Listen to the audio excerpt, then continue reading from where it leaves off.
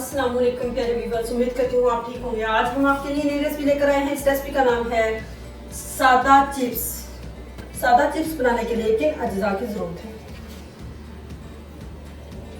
हमने half table spoon cornflour add कर दिया। अब हम इसमें ऐड करते हैं हाफ टी स्पून से कम सॉल्ट। अब हम इसको अच्छे से मिला लेते हैं। हमने कॉर्नफ्लोर और सॉल्ट अच्छे से इसको मिक्स कर दिया है। अब हम इसको फ्राई करते हैं। तेल अच्छे से गर्म हो चुका है, अब हम इसको फ्राई करते हैं।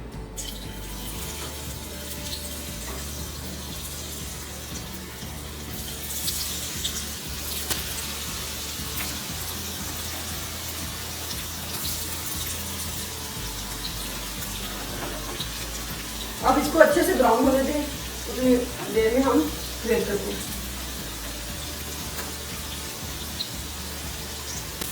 हल्का सा कलर चेंज हो चुका है, अब हम इसको ब्राउन अच्छे से करेंगे। चिप्स अच्छे से ब्राउन हो चुकी है, अब हम इसको सर्व करते हैं। क्रिस्पी चिप्स तैयार हो चुकी है।